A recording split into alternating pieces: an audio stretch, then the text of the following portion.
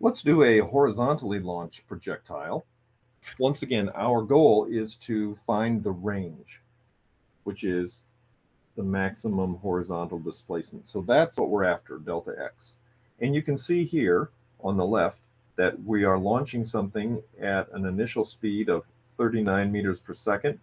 That is directed entirely horizontally from a cliff, we might say, of height 75 meters. Now, let's fill in these numbers, and hopefully we will eventually figure out what the range is. What do we know here? The acceleration in the x direction, we're assuming there's no air resistance.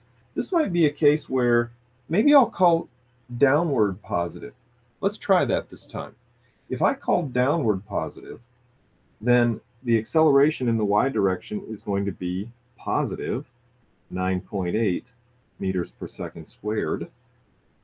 The y displacement will be positive 75 meters, because this projectile is going to be displaced downward, and we decided this time, because we can do that if we want, that downward is positive. So that means that this acceleration is positive, because that's the way gravity accelerates something, and the displacement of this object in the vertical direction is also downward, so those numbers are both positive.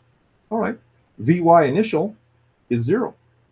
For any horizontally launched projectile, right at that first instant of launch, this projectile is traveling neither upward or downward at that first instant. And so Vy initial is 0.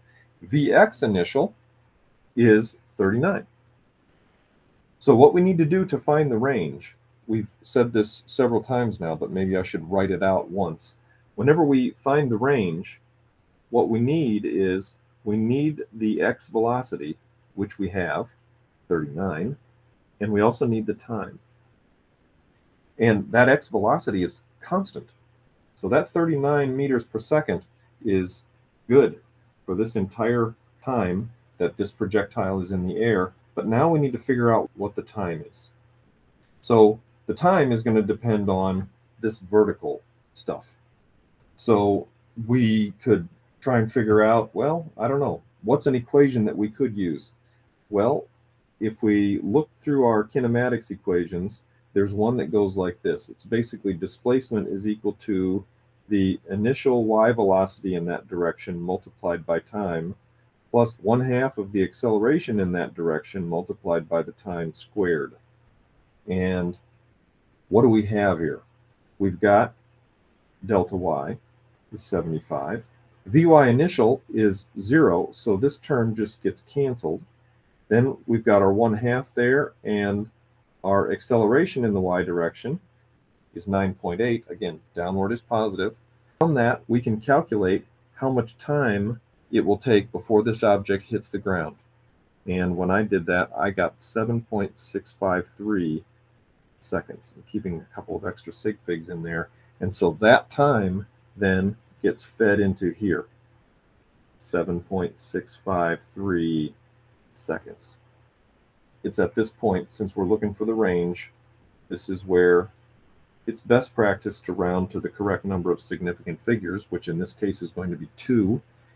When we type this in, I got about 300 meters. Well, the problem is you can't report 300 meters with only 2 significant figures without using scientific notation. So our best answer for this, I believe, is 3.0 times 10 to the second meters.